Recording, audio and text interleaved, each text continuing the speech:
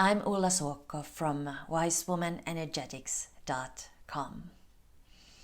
On September 11, 2001, it was a beautiful day. I was preparing to go to give a lunchtime concert downtown, very near the World Trade Center. I lived in Washington Heights, in Manhattan.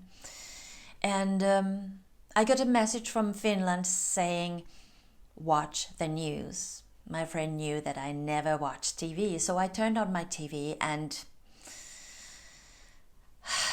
the rest is history, as they say. I saw what was going on. I called Juilliard and they had no idea yet what was happening. So the person there in the office says, oh, if you don't go, you don't get paid. Needless to say, I did not go. I did not get paid that day.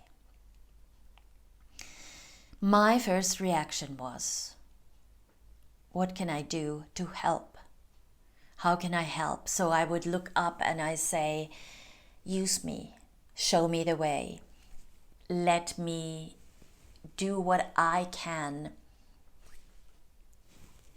in this situation. And my tasks started unfolding. I called everyone that I knew lived alone, just to check on them. I also, I would hold people's hands. I would just listen to many stories. But very early on, I was really blessed to be part of a group of musicians who started organizing themselves to bring music as relief and consolation into this situation. And we started giving concerts in St. Paul's Chapel as part of the rescue and recovery mission. Prayerful music into that space where firefighters and policemen would endlessly go through the rubble, finding body parts and trying to honor those who perished. St. Paul's Chapel, that little church that stood when everything else collapsed around it. Lyndon Harris was the priest in charge of St. Paul's Chapel who led what I call my University of Love. He led that mission of volunteers. We ended up being like 15,000 volunteers during those 8.5 months after September 11. I was there every week, many times a week, and I felt like part of a family, a part of a mission where we would be educated in love, acceptance, forgiveness. We were people from all walks of life, from all nationalities, from all religions, all faiths. And yet we would not ask or concentrate on the differences, but we would come together in the heart of our humanity, really holding each other in grace and love. I remember having a conversation with a nun, and she said, it is so beautiful how everyone ministers everyone here. And partly I'm telling this story now is because I want to not just remember what happened, but I want to remember the grace that we can all have now, that we can all have without a catastrophe, that we can minister each other. There is that beautiful little story of a girl who comes home late for supper, and the mother is angry a bit and saying, I was worried and you promised to come promptly, and where were you? And the little girl said, oh, but my friend's doll broke. And the mother says, well, were you able to help her fix it? And she says, no, but I helped her cry. So sometimes we are there just to accompany each other, just to help each other cry. I also remember in St. Paul's Chapel, one time I was asked to stay for a first responders memorial service, to play Amazing Grace. I always ended my set with Amazing Grace. There was a rabbi from New York Fire Department, and he really touched my heart. He began his talk saying, "Thank you so much for inviting me into this beautiful church and this beautiful community of love."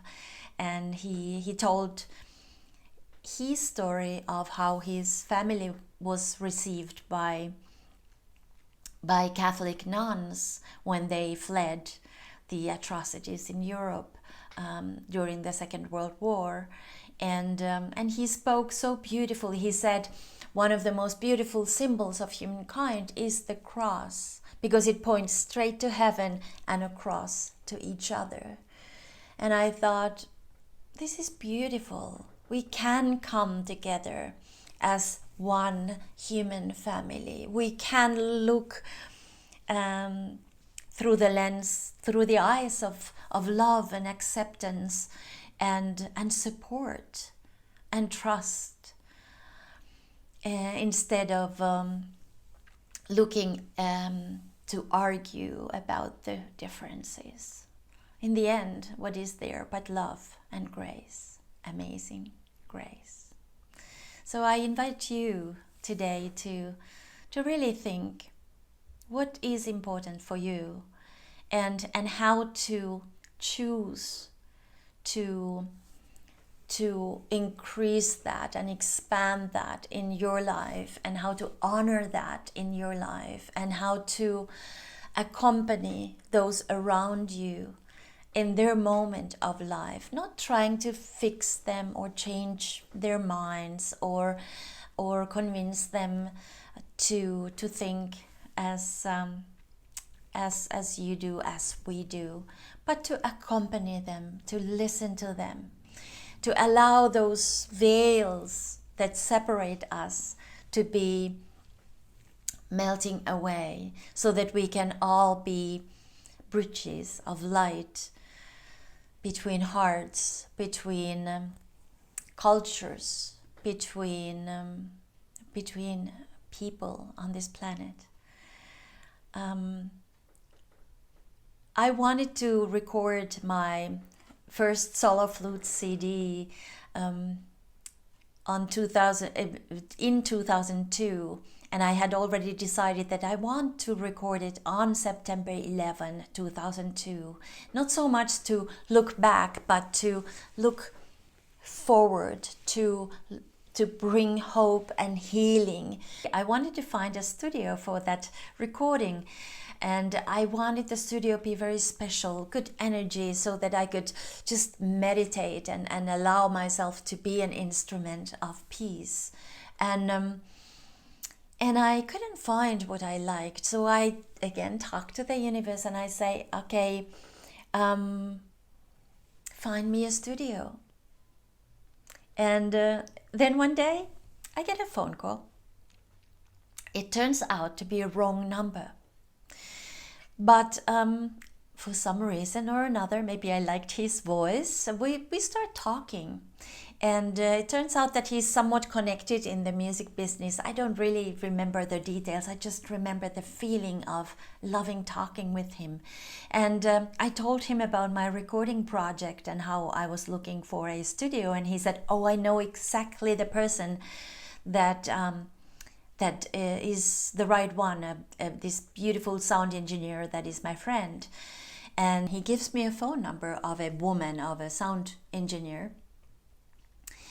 And so I call her, and she says, oh, I'm all booked, the whole, September, October, November, you name it. I'm booked. I don't have any opening whatsoever. The only day that is open is September 11, but you don't want that, right? Well, that's exactly what I wanted. And we booked it.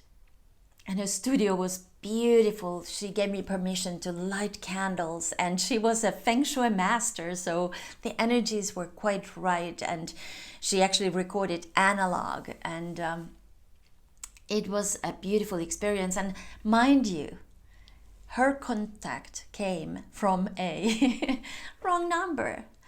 So, talking about signs of the universe, let's all be bridges of light. Let's choose and commit to what we value here and now. Thank you for being grace, amazing grace in this world. Thank you for being you.